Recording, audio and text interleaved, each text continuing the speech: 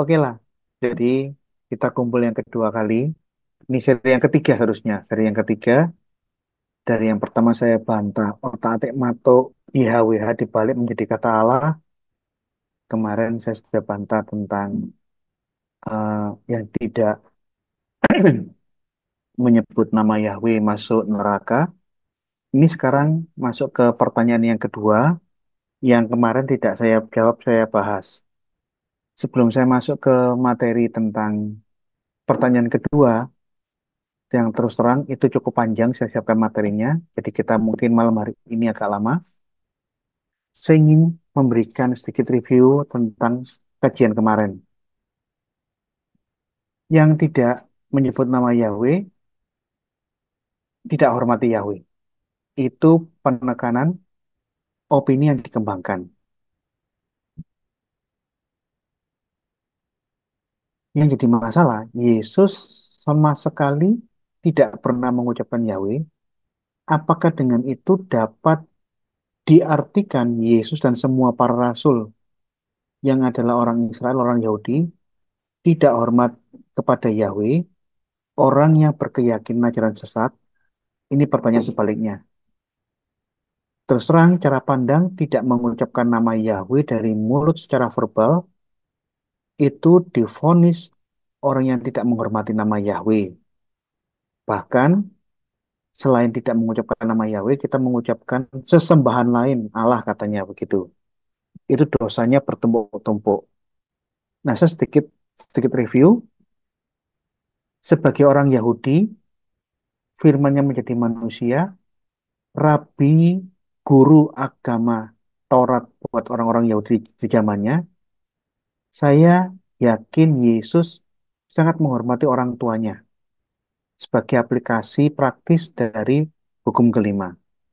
Tapi sebagai orang beradat ketimuran, Yesus dari kecil sampai meninggal, bahkan tidak pernah jambal atau jangkar. Itu istilah dalam budaya Jawa, di mana seseorang yang lebih muda itu memanggil nama pribadi langsung orang tua atau orang yang lebih tua dari dirinya. Itu ketidaksopanan, kekurang ajaran.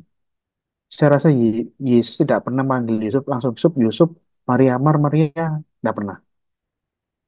Bersamaan dengan tidak memanggil, Yesus sangat menghormati orang tuanya.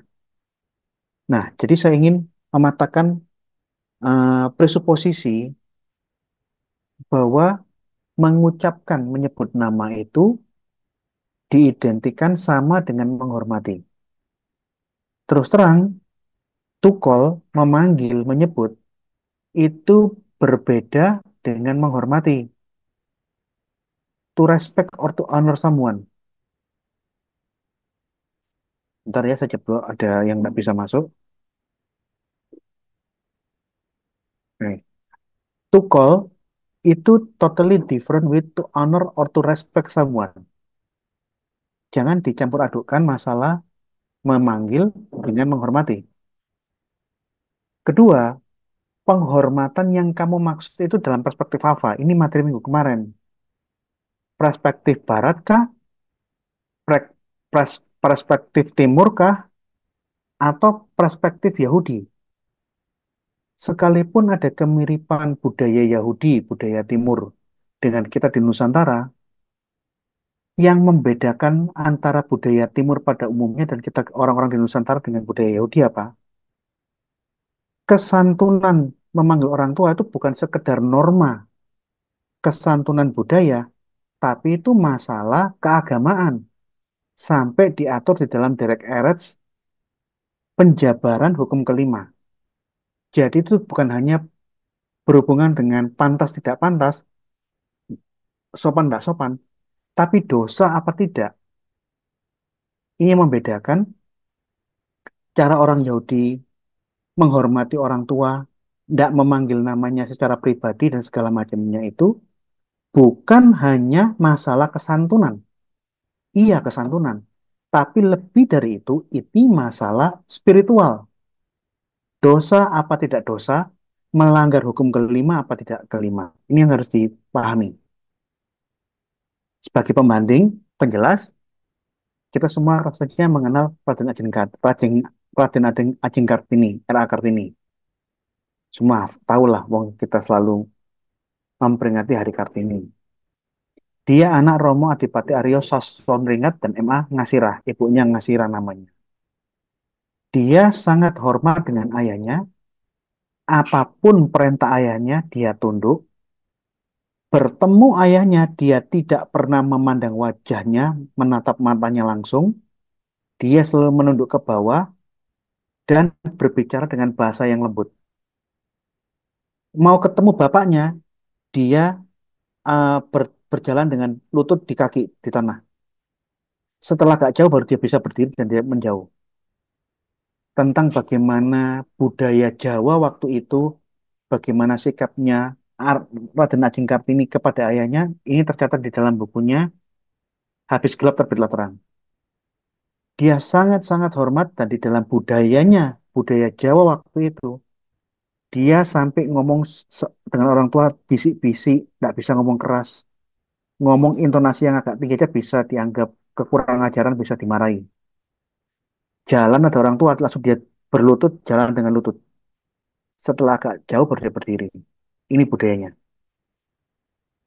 Sekalipun dia sangat hormat dan tunduk kepada orang tuanya, di dalam di bawah di apa namanya di dalam bukunya Habis Gelap Terbitlah Terang, dia jelas-jelas menolak poligami dan dia melawan poligami, menganggap itu adalah suatu ketidakadilan gender, kesenang-wenang-wenangan laki-laki terhadap perempuan, bisa menikmati banyak perempuan, perempuan harus patuh kepada seorang suami yang punya banyak istri. Dia menolak poligami.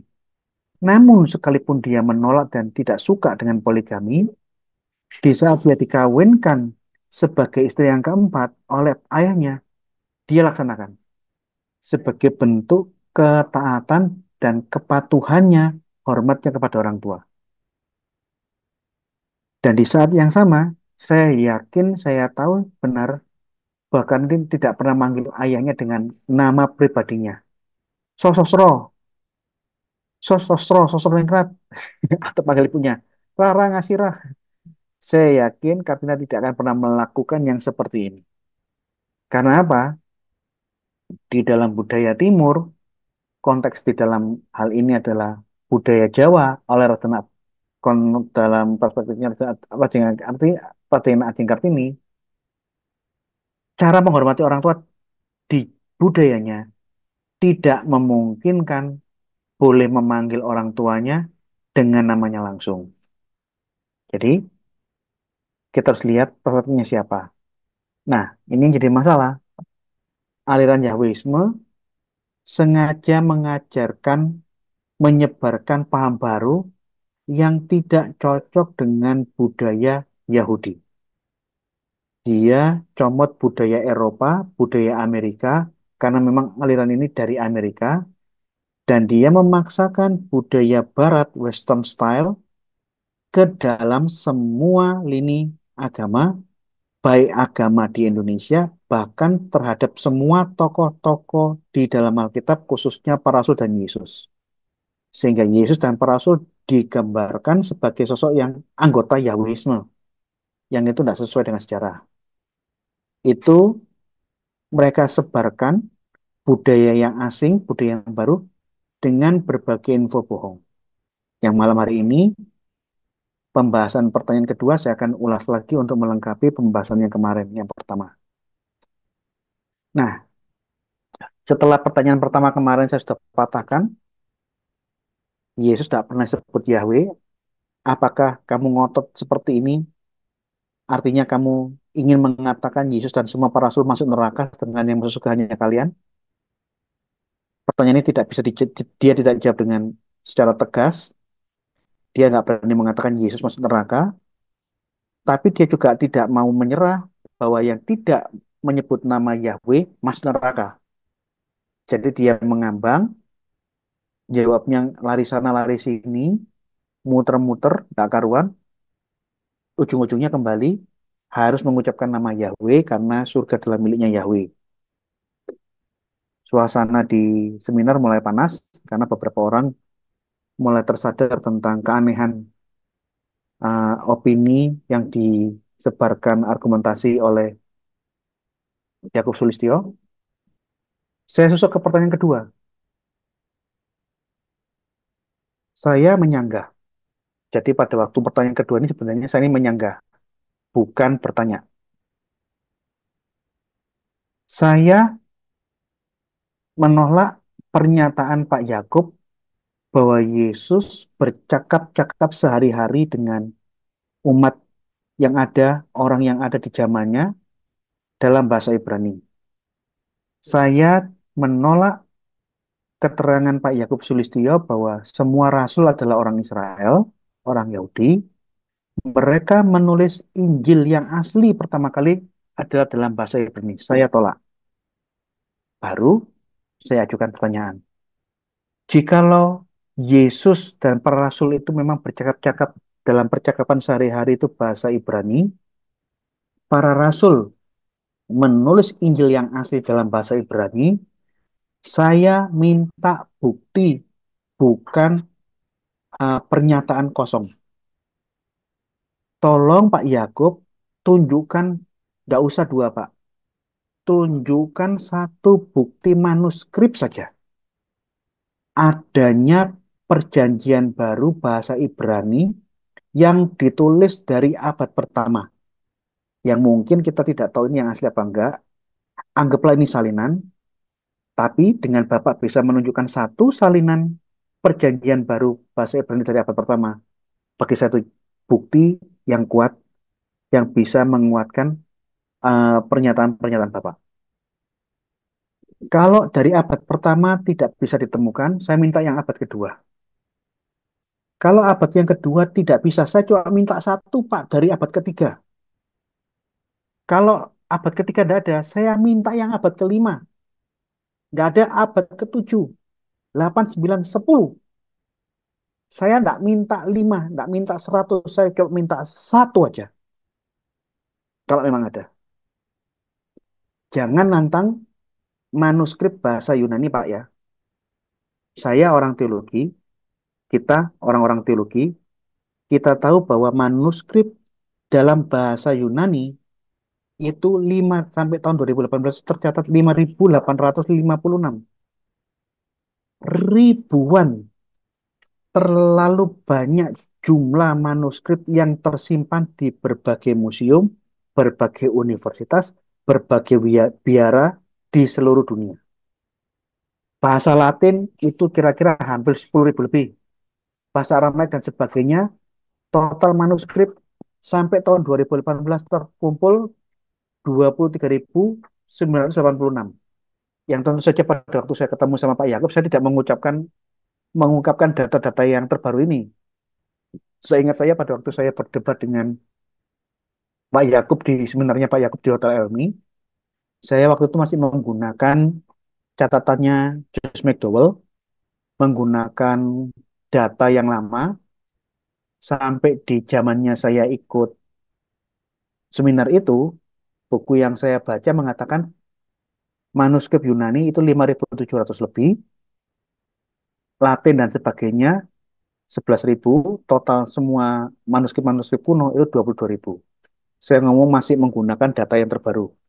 Nah, data yang saya pakai sekarang ini, di dalam Zoom meeting malam hari ini data yang terbaru, sampai tahun 2018, sudah ada pergerakan naik, kalau di zamannya Josh McDowell yang nulis buku The Apologetica itu 5.700, tahun 2018, data yang terbaru, itu sudah 5.856 yang ditemukan dan yang sudah dikatalogkan di dalam katalog manuskrip-manuskrip Alkitab. Yang menarik, dari manuskrip Yunani saja, yang jumlahnya hampir 6.000 itu, teks tertua itu manuskrip dari abad kedua. Dan semuanya adalah teks Alexandria.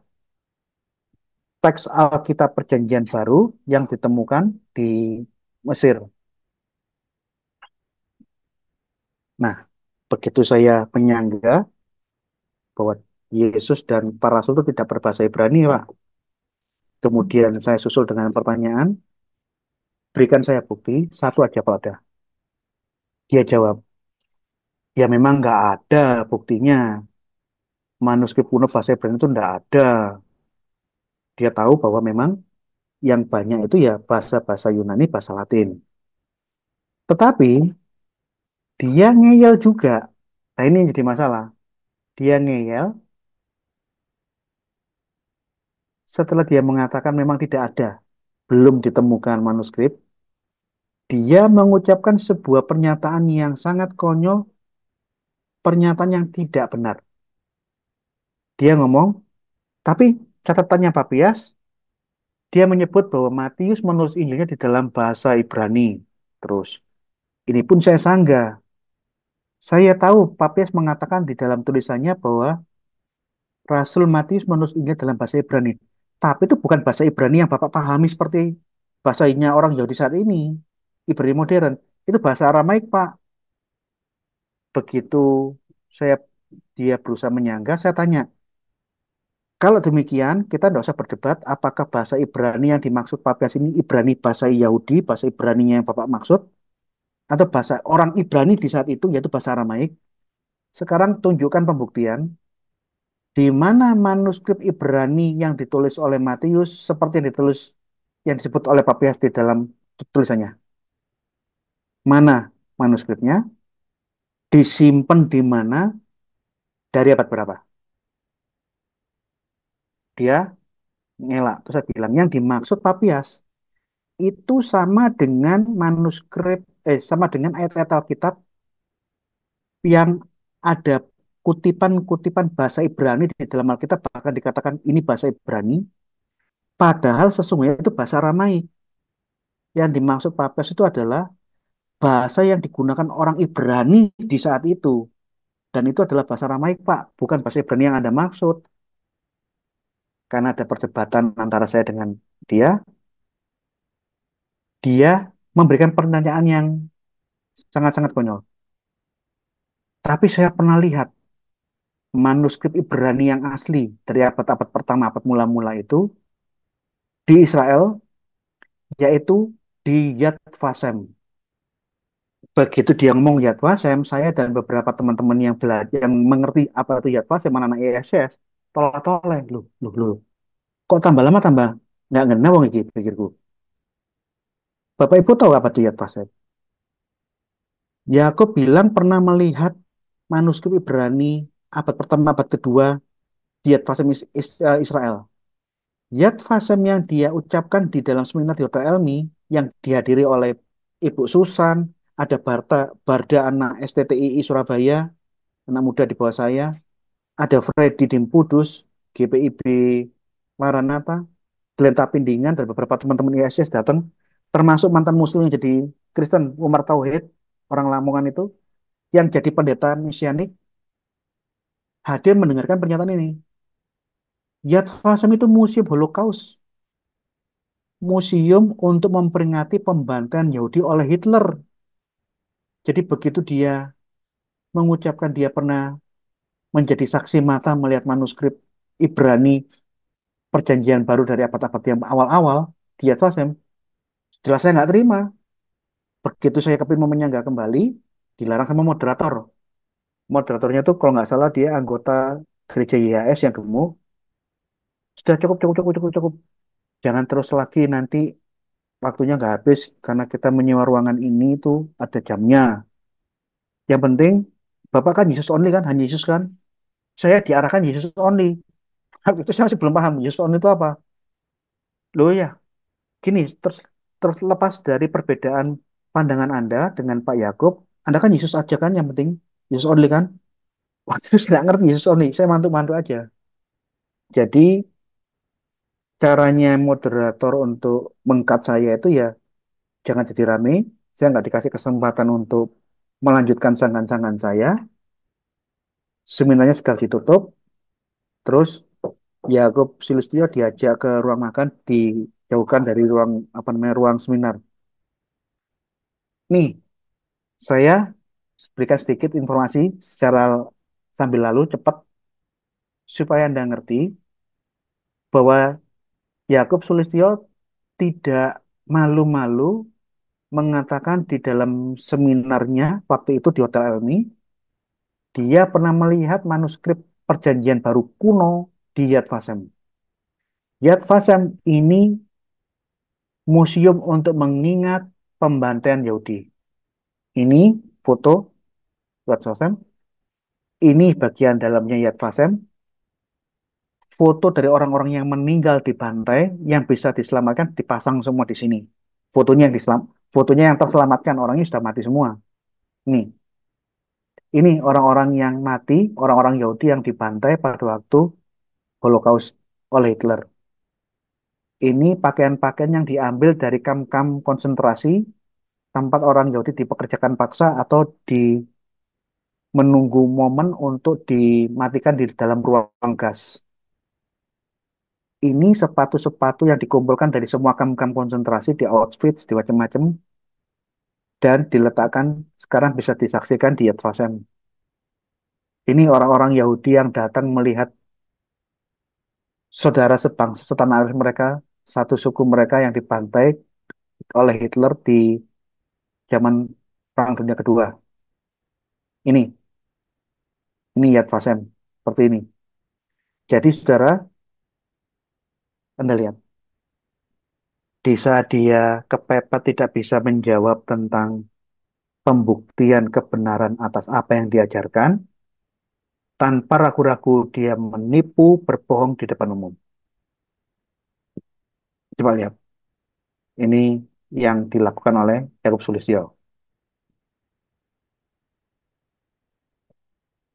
Nggak bisa jawab, tidak bisa memberikan bukti, jalan keluarnya bukan mengakui dia tidak punya bukti, tapi berbohong supaya apa yang dia sampaikan yang keliru tetap tidak bisa disanggah, mempertahankan. Saksinya banyak sekali nih. Bahkan di saat seminar ditutup, Michael, kalau nggak salah anaknya Pak Yusak tadi Suwantoro datang menghampiri Pak Yakub Sulistyo, terus bersama-sama mereka berjalan menuju restoran di dalam hotel. Jadi saudara, saya ingatkan bahwa tidak ada, secara singkat, tidak ada manuskrip perjanjian baru yang ditulis, entah itu salinan yang keberapapun, dari abad pertama sampai abad 10 Masehi. Tidak pernah ada. Karena apa? Kita akan ikuti ulasan ini. Ini agak panjang. Hanya untuk menjelaskan bahwa kenapa tidak ada manuskrip perjanjian baru dari abad pertama sampai abad ke-10, saya siapkan agak panjang materinya. Saya ngomong faktanya ya. Manuskrip yang tersimpan, yang tertua dari perjanjian baru, itu adalah Injil Matius saja yang diterjemahkan oleh Semtov, Rabi Israel, Rabi Yahudi. Dia menulis dengan tujuan untuk menyerang iman kekristenan, banyak terjemahan yang salah, yang tidak sesuai. Dia kerjakan terjemahan ini di tahun 1380, yang dia revisi tahun 1385 dan tahun 1400. Ini yang paling tua. Hanya Injil Matius saja. Ini terjemahan Semtov. Menurut catatan sejarah, dia mencatat ini dari manuskrip Matius Ibrani yang lebih tua, katanya begitu. Tapi di mana dokumennya tidak ditemukan. Itu hanya katanya-katanya. Dan yang menarik, beberapa kutipan-kutipan Injil Matius Rabinik yang dapat terselamatkan dan diteliti, ternyata kutipan-kutipan Injil Matius dari para rabi-rabi Yahudi itu merupakan terjemahan bahasa Ibrani yang naskah aslinya dari bahasa Latin, sebagian dari bahasa Yunani. Nanti kita akan masuk ke kajian ini. Jadi, informasi yang katanya Semtov mencatat dari Injil Yahudi, Injil Ibrani yang lebih tua, itu hanya cerita saja, tidak ada buktinya, dari mana tidak ada yang tahu, apa isinya nggak ada yang tahu, siapa yang nulis tidak tahu, Sentov dapat dari siapa juga nggak ada yang tahu. Jadi itu hanya semacam kebenarannya diragukan. Yang jelas kajian-kajian tentang Injil-Injil yang dikutip oleh tulisan-tulisan rabbinik itu ternyata diketahui dari terjemahan bahasa Ibrani-nya itu adalah terjemahan dari Vulgata dan atau terjemahan bahasa Yunani Perjanjian Baru bahasa Yunani. Kemudian di dalam tulisannya Semtov, kata Yod Heh itu tidak ditulis YHWH, tapi kode H dan Yod, Heh dan Yod. Jadi kode kata HY itu akronim dari Adonai atau Hashem. Kalau di dalam panah YHWH, tapi di dalam Ibrani terjemahnya Semtov tidak ada kata YHWH, yang ada HY. Ini tabel perbandingan antara terjemahnya Semtov dengan Saksi Yehova. Ada beberapa ayat yang salah, tidak benar penerjemahannya. Contoh di dalam Matius 21 ayat 12, Semtos memberikan kata terjemahan HY, artinya Yod Heh Vav He Adonai. Padahal kata itu sesungguhnya artinya bait, temple.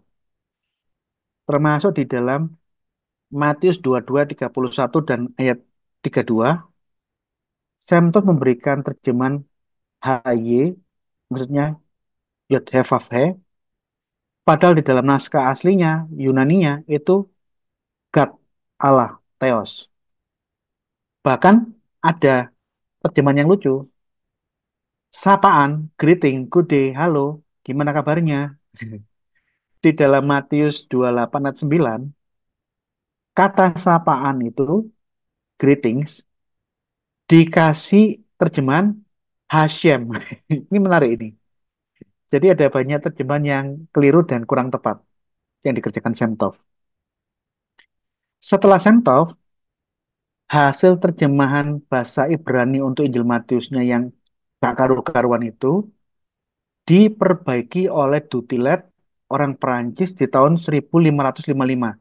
Saya pernah punya bukunya, tapi entah karena apa, saya cari sampai kepala saya pusing, nggak ketemu di rak buku saya. Jadi kan buku saya kan saya sudah pindah-pindah tangan ke tempat teman saya, kemudian saya ambil lagi, terus saya pasang lagi.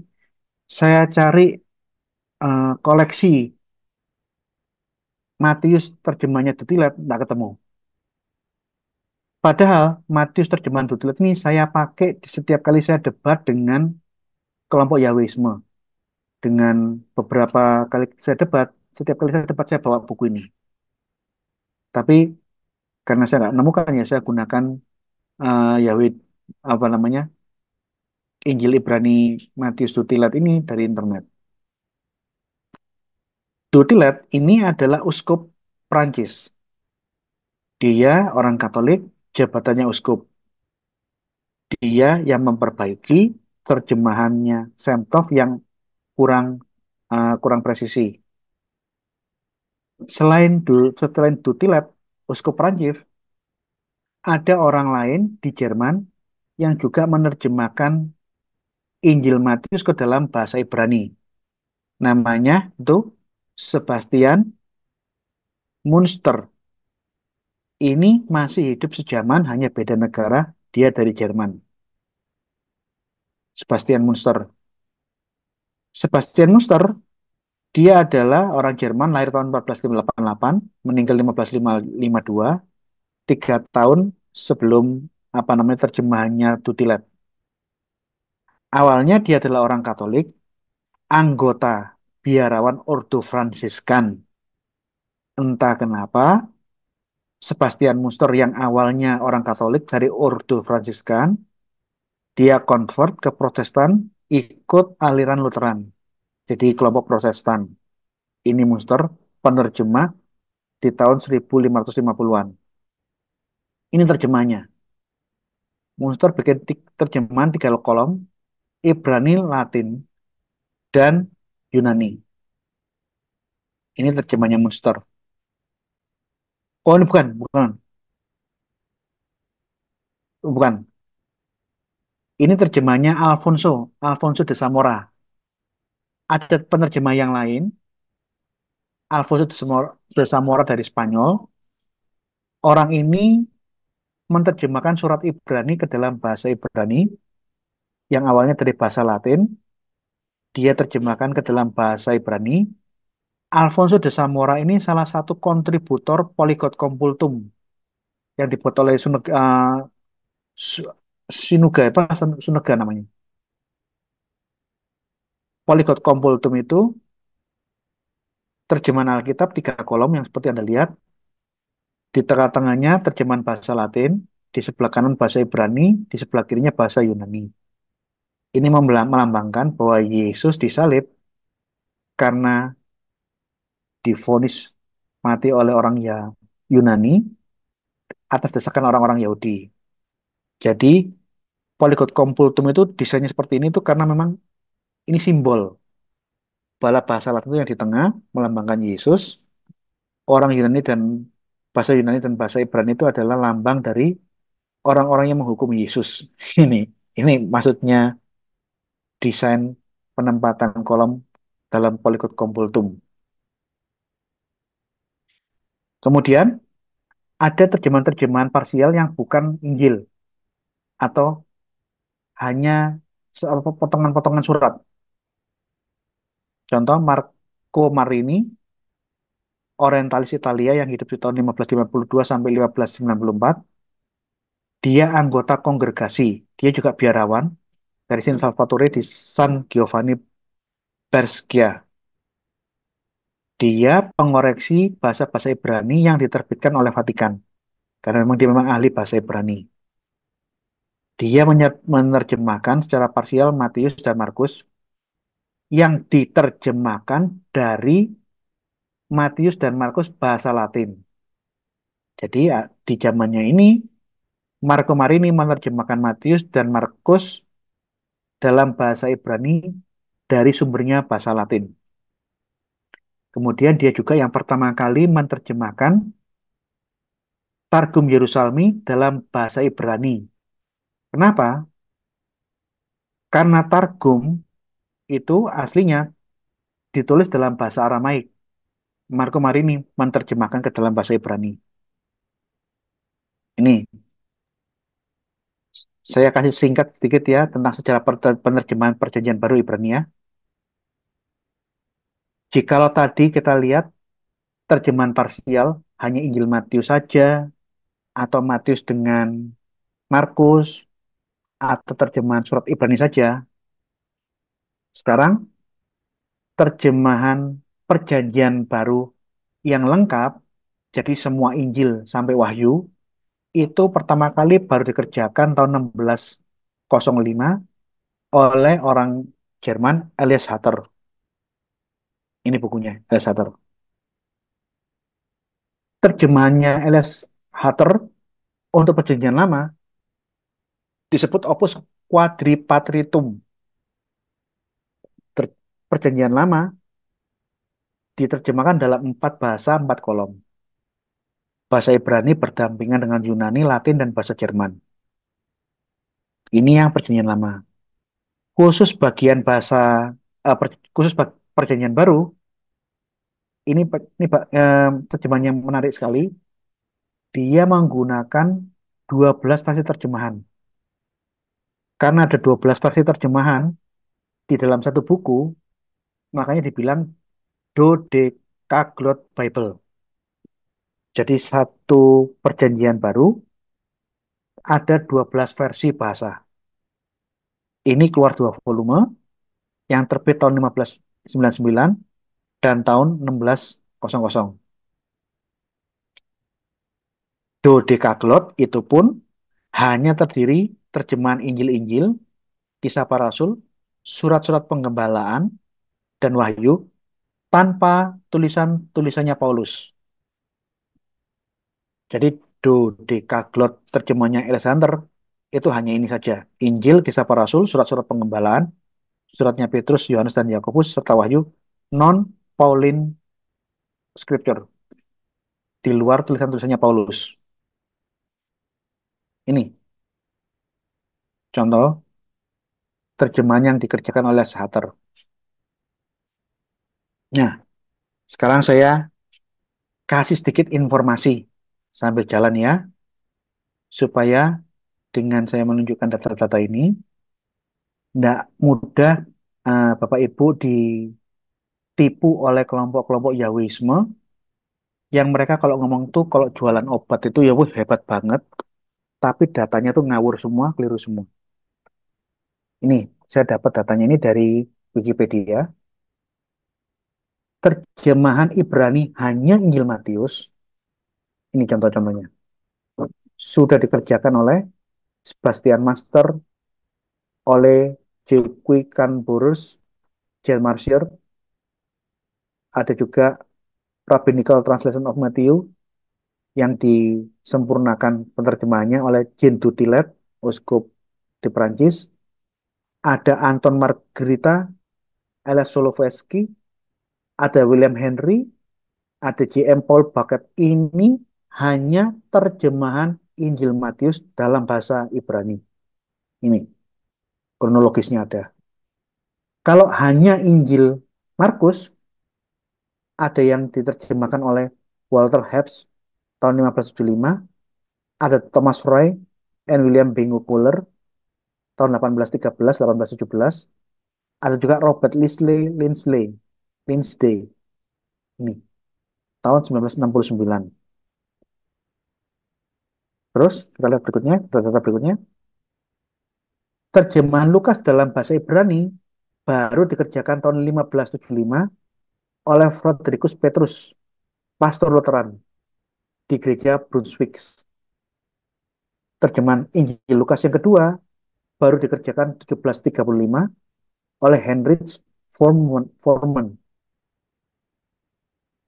Terjemahan Injil Yohanes dalam bahasa Ibrani diterjemahkan oleh Moshe Ben Meir di Amerika, Denver. Keempat Injil lengkap dalam bahasa Ibrani, Injil Matius, Markus, Lukas, Yohanes, baru dikerjakan tahun 1576 oleh Yohanes Claius, John Clay. Terjemahan Latin Hebrew, Latin dan Ibrani dikerjakan oleh Yona Giovanni Battista.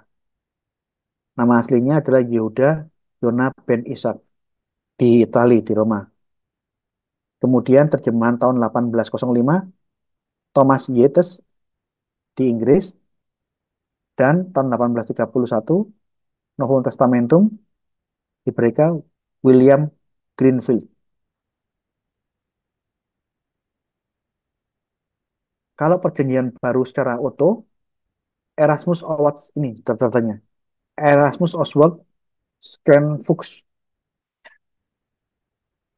ada Tremelius, ada Elias Hatter, tahun 1661 William Robertson, 1796 Dominic von Bretano, tahun 1798 Richard Kedick, 1817 Berita Dasa, terbitan London, terjemahnya siapa ini?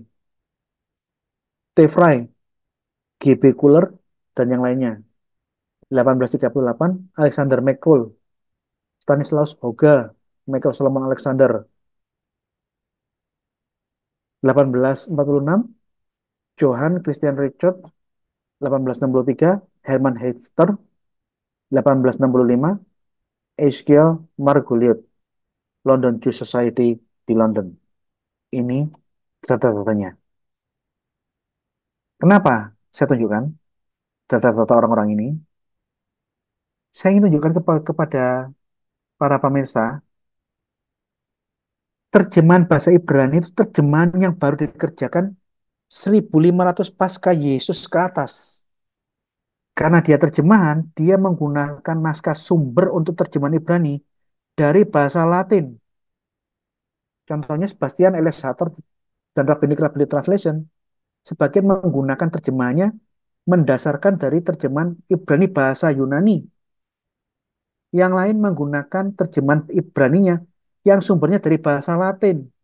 Marco Marini, terjemahan-terjemahan rabbinik lainnya. Setelah diteliti, para ahli-ahli biblikal bisa membedakan terjemahan rabbinik yang ini bahasanya diketahui terjemahan yang diambil setelah dia menerjemahkan dari bahasa aslinya bahasa Yunani. Kalau rabbinik yang terjemahan-terjemahan yang ini terjemahan yang lebih dekat dan lebih cocok yang dia kerjakan dengan naskah sumber dari bahasa Latin. Ini bisa ketahuan semua. Saya ada dokumennya tapi sedang saya pelajari. Saya sudah baca-baca tentang dokumen-dokumen ini. Dari hasil terjemahan bahasa Ibrani seseorang, ahli-ahli biblical bisa menengarai ini dari mana. Ini hebatnya ilmu biblical yang dikerjakan di dalam dunia kekristenan. Bahkan nanti saya akan tunjukkan ada terjemahan Alkitab bahasa Ibrani, Perjanjian Baru bahasa Ibrani yang sumbernya dari bahasa Aramaik. Ini lebih beda lagi nanti dengan berbedanya naskah asli, naskah sumber, apakah dia Yunani, apakah Latin, apakah Aramaik. Ini sangat menentukan hasil terjemahannya. Nanti kita akan lihat. Nih, contoh ya, saya lakukan pembuktian tentang versi variasi-variasi terjemahan Hebrew New Testament. Saya tidak cari dari tempat lain, saya gunakan dari apa namanya koleksi saya yang sedikit, tidak banyak. Saya akan mengangkat hanya satu ayat saja, perbedaan variasi terjemahan di Matius 7:34. Saya menggunakan tiga terjemahan bahasa Ibrani New Testament yang berbeda. Terjemahan yang pertama, terjemahan terbitannya Karen Afaf, Mesihit Israel. Terjemahan yang kedua, terjemahannya Just for apa London Society di Inggris, terjemahan Ibrani Inggris. Terjemahan yang ketiga, Alkitab terjemahan Perjanjian Baru Aramaik dan Ibrani yang dikeluarkan oleh Lembaga Alkitabnya Israel, Israel Bible Society di Yerusalem. Ingat ya, ini yang pertama, saya beli ini di Israel, lihat, lihat, terjemahnya Karen Ahfaf Mesihit, Yerusalem Israel. Markus 7:34, baca, tiga kata di sebelah kanan, Ifatah uperuso hivateka. Evata yang artinya hivata, terbukalah. Tapi dia menggunakan kata hivateka, terbukalah kamu. Ada kata ganti kamu, hivateka. Ini terjemahan Karen ah Ahfaf. Jadi, Ivata uperuso hivateka, Evata yang artinya terbukalah kamu. Jadi kata Evata ini diterjemahkan dalam bahasa Ibrani hivata. Ini menandakan Evata bukan bahasa Ibrani. Kalau dia memang aslinya bahasa Ibrani, tidak perlu kata Evata diterjemahkan hivateka. Karena Evata bukan bahasa Ibrani, ini bahasa Aramaik, di dalam terjemahan Karen, Ivata, bahasa Aramaik, diterjemahkan dalam bahasa Ibrani. Menjadi hivateka. Terbukalah kamu. Ini jelas ya. Sekarang kita lihat terjemahan yang kedua.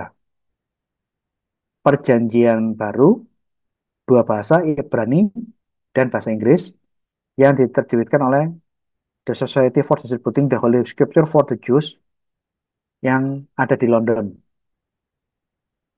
Perhatikan, terjemahan Ibrani Inggris ini diterjemahkan dari bahasa asli Yunani. Jadi, ini terjemahan Ibrani yang dibuat dari bahasa aslinya Ibrani. Perhatikan. Nih, ya. Translate out of the original Greek, ya. Oke, sekarang kita lihat di Markus 7:34 sama. Evata, Evata, Uperuso, Hivateka. Terjemahnya masih sama dengan terjemahnya Karen Afaf Mesihit. Ya, Evata yang artinya terbuka, terbukalah kamu. Nah, sekarang kita lihat terjemahan ketiga dari koleksi yang saya punya. Saya punya dokumen Perjanjian Baru, Aramaik dan Ibrani berdampingan. Pesita Aramaic text with a Hebrew translation. Jadi naskah sumber yang pertama itu Pesita Aramaik, baru apa yang ditulis dalam Pesita Aramaik diterjemahkan dalam bahasa Ibrani. Yang dikerjakan baca edited by the Aramaic Scripture Research Society in Israel, the Bible Society Yerusalem 1986. Yang mengerjakan terjemahan Aramaik dan Ibrani ini adalah Lembaga Alkitab Israel, Yerusalem 1986. Perhatikan catatan editor. The Aramaic Scripture Research Society in Israel express its sincere gratitude to all those who have made possible the publication of this edition of the Book of the New Covenant in Aramaic.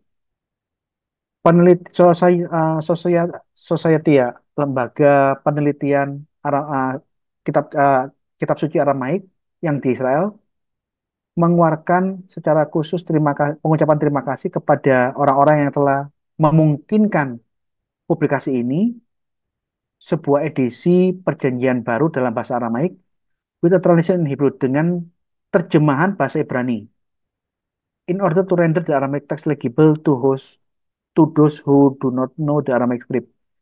Dikhususkan uh, pengucapan bahasa bahasa Aramaik ini kepada mereka yang tidak memahami teks-teks bahasa Aramaik. Jadi, karena ada orang yang tidak memahami teks-teks bahasa Aramaik, dibuatkan terjemahnya dalam bahasa Ibrani dengan vokalisasi. Ini catatannya editor dari versi ini. Kemudian dijelaskan di wilayah Mediterranean pada kekuasaan Kekaisaran Roma, perjanjian baru ditulis itu di dalam Injil, Kisah Rasul, dosa-dosanya Paulus, epistel-epistel termasuk surat-surat pengembalaan, risalah-risalah, dan wahyu telah diturunkan dalam bahasa Yunani sebagai bahasa umum, bahasa sehari-hari di wilayah barat. Di tanah suci, di Eretz Israel, Syria, Mesopotamia, dan bangsa-bangsa lain di wilayah kekuasaan Persia, kekaisaran Persia, perjanjian baru ini ditulis dalam bahasa Aramaik sebagai bahasa yang umum, bahasa sehari-hari di wilayah timur. Ini catatan para editor dari Lembaga Alkitab Israel.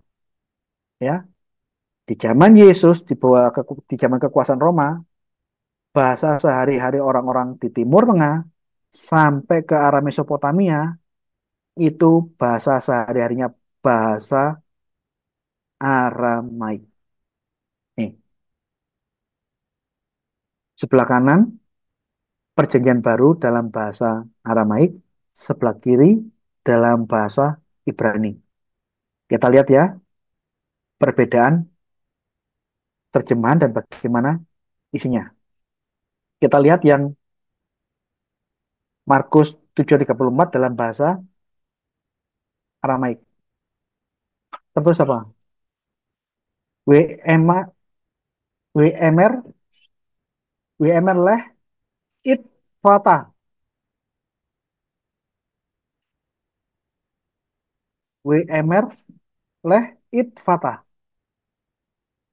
Evata itu dari bahasa Evata itu Yunanisasi dari bahasa Aramaik it fata.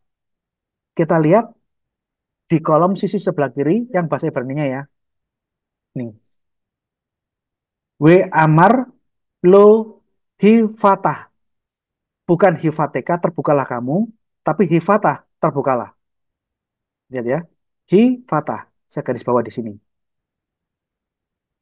Bahasa Aramaiknya it fatah. Terjemahan Ibrani di dalam versi ini bukan hifateka tapi hi fatah. Nah, saya tunjukkan perbandingannya. Terjemahnya Keren, it fatah uperuso hifateka. Bentuknya lebih panjang.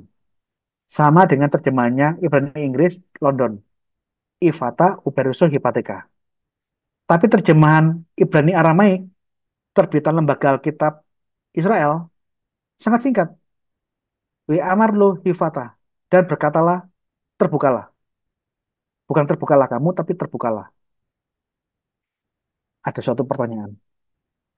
Kenapa beda versi terjemahan Ibrani, beda cara pengungkapan terjemahannya? Ya, karena ini menunjukkan benar-benar bahasa bahasa Ibrani Perjanjian Lama baru itu adalah bahasa terjemahan. Hasil produk dari terjemahan tergantung sumber terjemahan yang utamanya apa. Kemudian metode penerjemahan yang dipakai apa? Penerjemahan ketat atau penerjemahan literal atau penerjemahan bebas yang lebih fleksibel.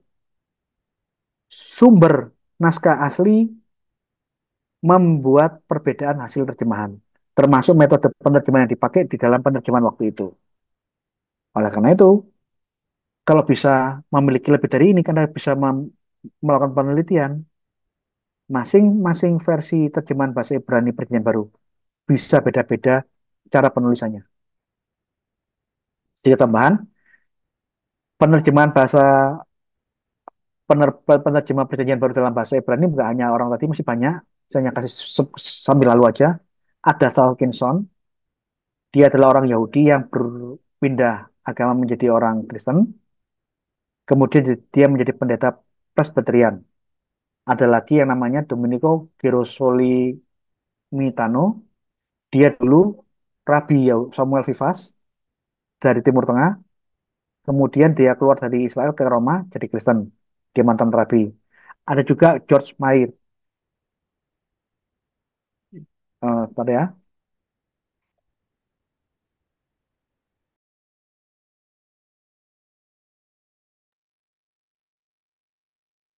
Oke, mana ya? Maaf, maaf, maaf. Saya lanjutkan. Ada George Mayer, Romo Yesuit dari Bavaria, ada Rudolf Benhart, mantan Yahudi yang dibaptis di Bern jadi Kristen. Saya tunjukkan hal itu tuh fungsinya apa? Bahwa terjemahan-terjemahan perjanjian baru dalam bahasa Ibrani itu rata-rata hampir semuanya orang-orang Kristen, penganut Tritunggal, hanya sedikit orang-orang Yahudi yang pura-pura jadi Kristen, jadi Yahudi tidak Yahudi, Kristen tidak Yahudi, Kristen tidak Kristen, Yahudi tidak Yahudi. Kemudian dengan data-data yang saya tampilkan ini, sangat gamblang bahwa tidak ada satu orang pun dari kelompok Yahuisme termasuk Yakub Sulistyo yang bisa memberikan bukti bahwa memang pernah ada manuskrip Ibrani dari abad pertama sampai abad ke-10 dalam bahasa Ibrani. Jadi dia melakukan kebohongan pertama, dia ngaku-ngaku pernah lihat manuskrip kuno Perjanjian Baru di Yad Vashem Museum Israel, bohong itu museum Holocaust. Kebohongan yang kedua, di dalam postingan yang saya pernah lihat, dia bohong lagi. Dia mengatakan, dia mengaku bahwa memang tidak ada manuskrip dalam bahasa Ibrani, tidak ada manuskrip Perjanjian Baru dalam bahasa Ibrani dari abad-abad yang kuno-kuno, abad pertama sampai abad kelima. Karena apa? Karena sudah dibakar di zamannya Bar Kokhba. Begitu saya lihat postingannya, dia mengatakan bahwa manuskrip Perjanjian Baru di abad pertama, kedua, ketiga itu dibakar di zamannya Bar Kokhba. Saya cuma geleng-geleng. Orang ini ngomong ngajar yang salah untuk menutupi kesalahannya, dia berbohong. Setelah kebohongannya dibongkar, dia bohong lagi. Ini parah ini. Jadi tingkat upayanya dia untuk mempertahankan pendapatnya yang keliru, dia selalu menggunakan metode bohong yang satu dengan bohong yang lain yang luar biasa, mengerikan banget. Saya jelaskan sedikit tentang Bar Kokhba. Bar Kokhba ini pemberontakan di abad kedua. Qumran di utara, Barkoba tuh masih di wilayah Laut Mati tapi agak ke selatan, Nahal Hefer. Tempat benteng markasnya Barkoba itu di daerah Nahal Hefer. Di sini ditemukan sinagog kelompoknya Barkoba dan di Nahal Hefer ditemukan manuskrip-manuskrip perjanjian lama dalam bahasa Ibrani. Pertama, Simon Barkoba itu pemberontakan Yahudi, bukan pemberontakan orang Kristen. Memang ada pembakaran-pembakaran buku-buku Yahudi, Yudaisme oleh pemerintah Roma, tetapi itu bukan pembakaran buku-buku Kristen. Sekalipun ada upaya pembakaran, pemusnahan buku-buku Yahudi, Yudaisme oleh pemerintah Roma, gara-gara orang Yahudi kok senantiasa sering memberontak, toh di Qumran, di wilayah Laut Mati, khususnya di Nahal Ever, ditemukan banyak manuskrip-manuskrip di tempat persembunyiannya kelompoknya Barkoba. Kitab sucinya orang Yahudi mau dimusnahkan pun, sudah diupayakan pemusnahannya pun, orang Yahudi tetap mempertahankan dan menyembunyikan dan ditemukan simpanan-simpanan manuskrip-manuskrip di Nahal. Ini contohnya, yang ditemukan di Benteng Masada, bentengnya Barkoba, kelompoknya Barkoba. Ini contoh, manuskrip-manuskrip yang ditemukan di Nahal. Lihat ya, logika, Roma kalau berperan melawan pemberontak, ya hanya pemberontaknya saja yang dihadapi. Roma tidak akan melakukan tindakan konyol yang memberontak orang Yahudi, tapi yang diperangi, yang dilawan, itu ya tidak hanya Yahudi, tapi juga orang Kristen, orang-orang Arab, atau para penyembah-penyembah pagan dari suku bangsa lain.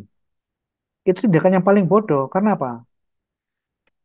Yang memberontak satu masyarakat, satu komunitas. Tapi yang diperangi. Ini dampaknya parah. Karena apa? Dia akan menimbulkan perlawanan banyak komunitas masyarakat yang ada, high cost, dan ini adalah suatu kebijakan yang tidak bijak. Jadi begitu saya lihat postingannya Yakub Sulistyo, perjanjian baru Ibrani tidak ada karena sudah dibakar di zamannya Barkoba. Tidak ada satupun data sejarah yang menguatkan omongannya Yakub Sulistyo. Dia hanya menutupi ke hal yang memalukan gara-gara dia mengatakan dia pernah nonton lihat manuskrip perjanjian baru dari Diet Vasem itu. Dia berusaha menutupi, mengalihkan dengan sudah dibakar di Barkoba. Tidak ada.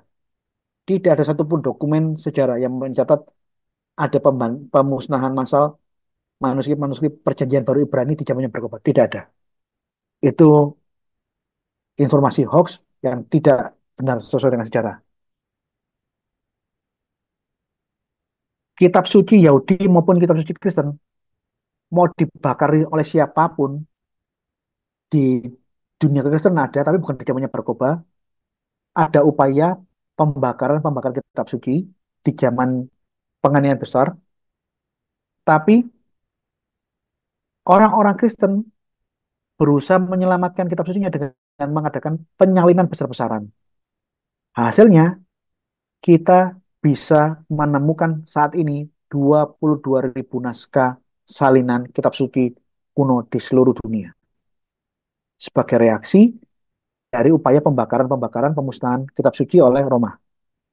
Ini baru terjadi di abad kedua ke atas. Demikian juga upaya-upaya pembakaran kitab suci orang Roma terhadap orang-orang Yahudi di zamannya Barkoba. Barkoba dan semua orang Yahudi berusaha mempertahankannya, menyimpan tulisan-tulisan ini di gua-gua, di Qumran, termasuk di Nahal, di Benteng Masada, dan ditemukan sampai saat ini. Jumlahnya banyak. Jadi informasi bahwa itu tidak adanya perjanjian baru Ibrani itu gara-gara musnah lenyap di zamannya Barkoba, itu informasi bohong yang diucapkan Yakub Sulistyo. Nih, sedikit saya tambahkan, hanya untuk memperjelas. Pernah nggak kita membaca di dalam perjanjian baru, Injil, sebuah kata yang dibilang bahasa Ibrani. Coba saya minta tolong Pak Cucun baca Yohanes 5:2. Pak Cucun,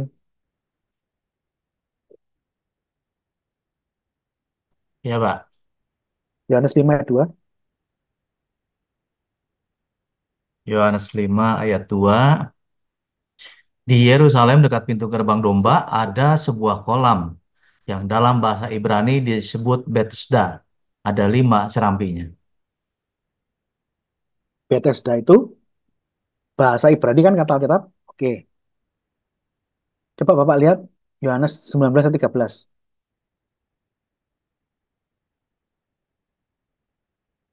Baca Yohanes 19 ayat 13.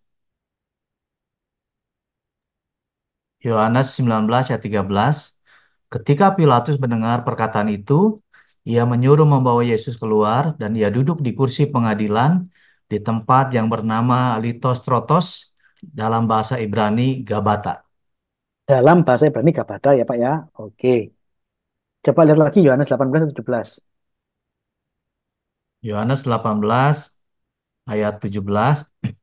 Maka kata hamba perempuan penjaga pintu kepada Petrus, "Bukankah engkau juga murid orang itu?" Jawab Petrus, "Bukan." Yohanes 18 ayat 17. Ya, itu Yohanes 18 ayat 17, Pak. Mungkin pasalnya salah kali. Mungkin salah. Golgota di mana yang 19, tadi? Pak. 19 ayat 17. Oh ya 19 ayat 17. Coba Ya. Golgota. Sambil memikul salibnya, ia pergi keluar ke tempat yang bernama tempat tengkorak, dalam bahasa Ibrani Golgota. Dalam bahasa Ibrani Golgota ya. Golgota. Ya. Jadi kita dengarkan Bethesda, Gabata, Golgota, kata Alkitab bahasa Ibrani. Oke, sekarang kita lihat dalam bahasa mereka. Kisah Rasul 1 ayat 19. Kisah Rasul 1 ayat 19. Hal itu diketahui oleh semua penduduk Yerusalem, sehingga tanah itu mereka sebut dalam bahasa mereka sendiri Hakaldama, artinya tanah darat. Dalam bahasa mereka sendiri, bahasanya orang-orang Yerusalem, bahasanya orang-orang Israel, Hakal Dama yang artinya tanah darah. Betul ya? Oke. Termasuk kutipan-kutipan yang diasumsikan bahasa Ibrani itu Efata, Talitakum, Eleli sama Sabaktani, Maranatha. Saya tegaskan di sini, semua ini bukan bahasa Ibrani. Semua ini bahasa Aramaik yang di dalam Alkitab ditulis bahasa Ibrani atau bahasa mereka. Orang yang belajar bahasa Ibrani tahu tanah itu artinya Eretz dalam bahasa Ibrani. Tapi kisah Rasul 1 ayat 19, Hakal Dama, yang artinya dalam bahasa mereka di Yerusalem, tanah darah. Hakal Dama ini bahasa Aramaik, bukan bahasa Ibrani. Kalau dia mau konsisten dalam bahasa Ibrani, harusnya Eretz Hadam. Dam itu memang artinya darah, baik dalam bahasa Aramaik maupun dalam bahasa Ibrani itu artinya darah. Tapi kita bisa tahu dam di sini ini bahasa Aramaik atau bahasa Ibrani, dilihat konteksnya, dilihat struktur katanya. Kalau itu bahasa Aramaik, definite artikelnya di belakang. Dama. Definite artikel hanya di belakang. Dama. Ini bahasa Aramaik. Kalau ini bahasa Ibrani, Eretz Hadam. Hanya di depan. Definite artikelnya di depan. Begitu ditulis Hakal Dama, definite artikelnya di belakang dan tidak menggunakan kata Eretz, ini bahasa Aramaik. Termasuk Golgota. Tengkor itu Galgulet. Golgota, begitu saya cek di dalam Alkitab bahasa Aramaik, Galgulta. Ini bahasa Aramaik, bukan bahasa Ibrani. Gabata, Bethesda, rumah belas kasihan, Bethesda, itu bahasa Aramaik. Evata, terbukalah dalam bahasa Aramaik. Talitakum, hai anak bangkitlah. Anak bukan talita, tapi naar. Baca Hebrew New Testament, naarkum. Tetapi yang tertulis di dalam Alkitab kita apa? Talitakum. Artinya, penulis Alkitab sedang menulis dalam bahasa Aramaik yang dipakai di saat itu. Eli Eli lama sebahtani. Ini memang kutipan Mazmur 22 ayat 1. Tapi bukan versi Masoretik, bukan versi Hebrew Bible, tapi ini versi Pesita, versi bahasa Aramaik. Karena kalau Mazmur 22 ayat yang pertama dalam bahasa Ibrani, bukan Eli Eli lama sabahtani, tapi Eli Eli lama asaftani. Yang diucapkan Yesus bukan asaftani, tapi sabahtani. Artinya Yesus waktu disalib sedang mengutip ayat ini dalam versi bahasa Aramaik. Termasuk Maranatha, Tuhan kami datanglah. Semua yang belajar bahasa Ibrani tahu. Tuhan itu Adonai, bukan Mar. Mara artinya Tuhan atau Tuhan itu bahasa Aramaik. Bayangkan, sekian bahasa yang mungkin disangka orang ini bahasa Ibrani. Bahkan 3 ayat mengatakan ini bahasa Ibrani, bahasa Ibrani. Semua ini bahasa Aramaik. Artinya apa? Seperti sanggahan saya ke Pak Yakub Sulistyo waktu berdebat. Kata bahasa Ibrani di dalam catatannya Papis itu adalah bahasa yang digunakan orang Ibrani saat itu. Yang mana bahasa itu adalah bahasa Aramaik seperti yang disampaikan oleh tim editornya Lembaga Alkitab Israel. Dia mengatakan bahwa tanah Holy Land sampai ke Mesopotamia, lingua francanya, bahasa sehari-harinya, bahasa Aramaik. Kemudian, coba pikirkan, kenapa para rabi yang tulisan-tulisannya dikumpulkan dari abad ke-1, ke-2, ke-3, ke-4, sampai abad ke-6, yang namanya Talmud, Talmud Babilonia dan Talmud Yerusalmi, kedua Talmud ini teksnya tertulis dalam bahasa Aramaik. Coba pikirkan, kok bisa kutipan-kutipan di dalam Alkitab Perjanjian Baru ternyata itu bahasa Aramaik? Kok bisa rabi-rabi Yahudi sampai berabad-abad di mana tulisannya rabi-rabi Yahudi dikumpulkan di dalam Talmud? Ternyata Talmud itu semua tulisannya bahasa Aramaik. Kenapa seperti ini? Jawabannya paling sederhana. Karena memang orang Yahudi di zaman Yesus sampai pasca zaman Yesus sudah tidak berbahasa Ibrani, berbahasa Aramaik. Bahasa Ibrani hanya dipakai untuk doa atau liturgi tertentu di sinagog, bukan bahasa percakapan. Anda kalau lihat website-website Yahudi yang lebih jujur, dia akan mengakui bahwa bahasa Ibrani itu sudah mati 2000 tahun lebih. Bahasa Ibrani modern baru diaktifkan kembali, dihidupkan kembali di abad ke-20 oleh Rabi Yahudi dari Rusia yang bernama Eleazar ben Yehuda. Eleazar ben Yehuda, seorang Rabi dari Rusia, kelahiran Lituania, dia digelari sebagai Bapak Ibrani modern, orang yang membangkitkan bahasa Ibrani di zaman modern. Akibat upayanya Eleazar ben Yehuda, yang mengajarkan bahasa Ibrani satu persatu, kata per kata ke anak-anak Israel yang ada di Israel di zaman itu, tahun 1912, akhirnya seluruh orang Israel di Eretz Israel hari ini berbahasa Ibrani modern, hasil kerja payahnya Eleazar ben Yehuda. Kita lihat ya, website Yahudi, Jewish Press, The Hebrew-Based Judaism, dasar bahasa Ibrani, Yudaisme dan Zionisme dari Eleazar ben Yehuda. Nih, Eleazar ben Yehuda, dia adalah bapak Ibrani modern. Dialah orang yang sendirian bertanggung jawab untuk suatu karya linguistik, sosial linguistik yang luar biasa di sejarah dunia. Kebangkitan dari suatu percakapan Yahudi, Ibrani, yang selama ribuan tahun hanya digunakan orang Yahudi hanya untuk berdoa. Dia menyelesaikan tugas ini di saat tak seorang pun bercakap-cakap dalam bahasa Ibrani sebagai bahasa ibunya.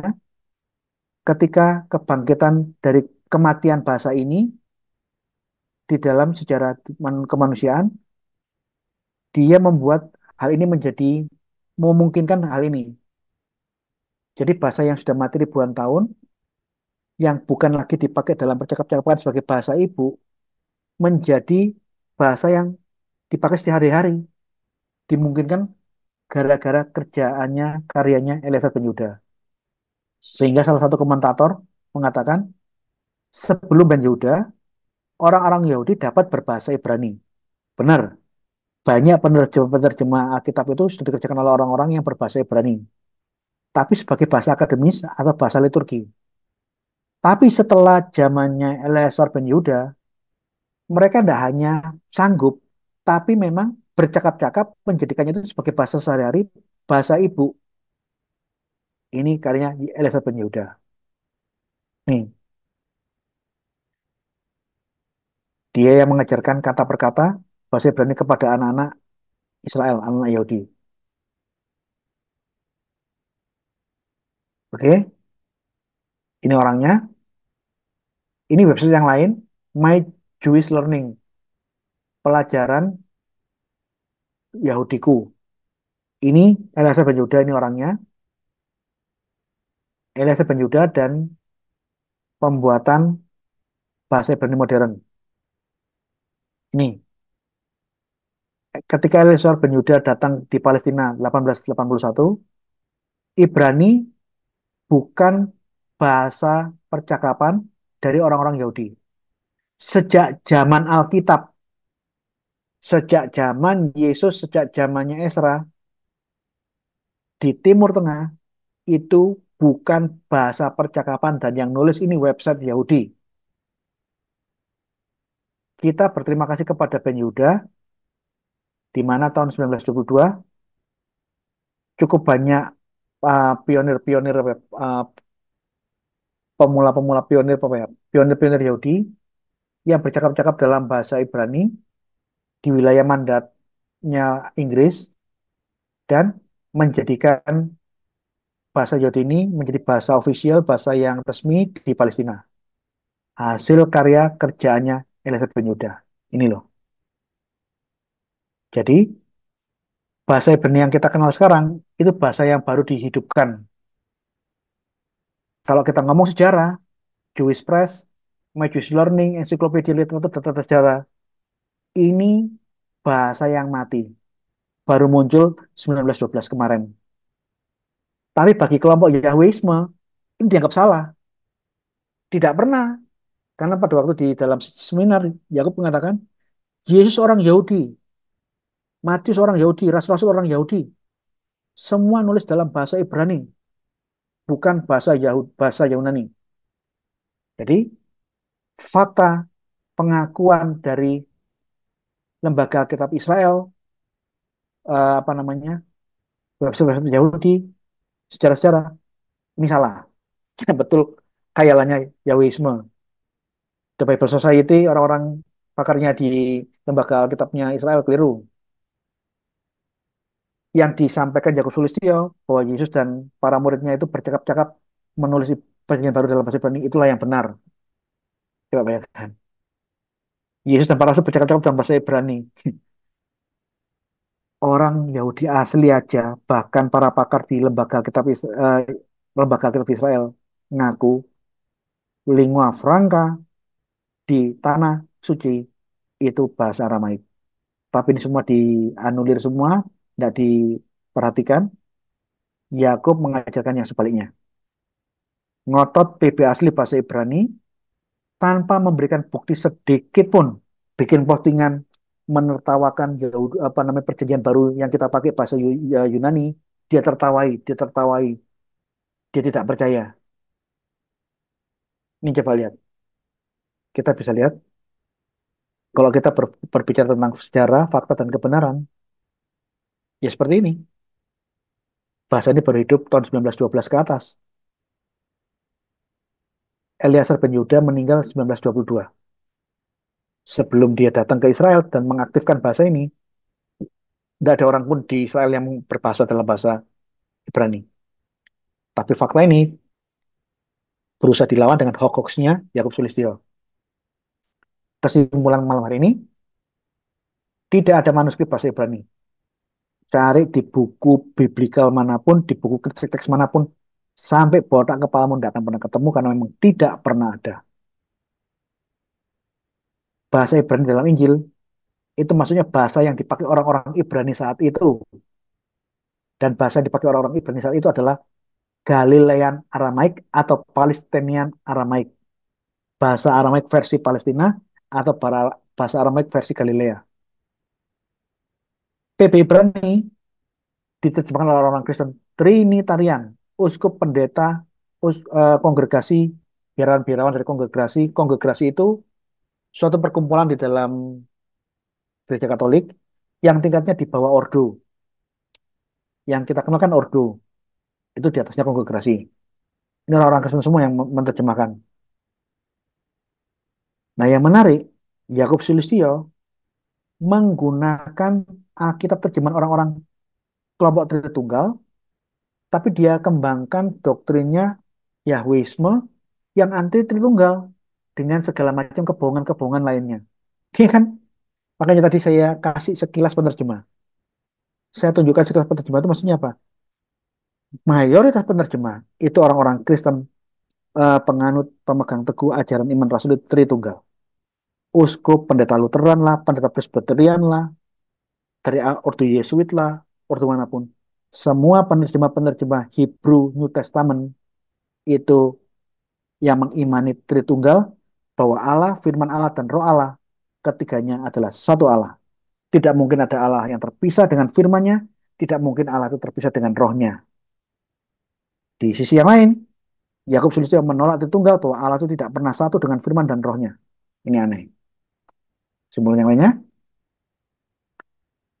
The Bible Society, lembaga Alkitab di Israel, mengakui tegas di dalam bukunya, bahasa umum sehari-hari di wilayah timur, dari Israel sampai ke Mesopotamia adalah bahasa Aramaik.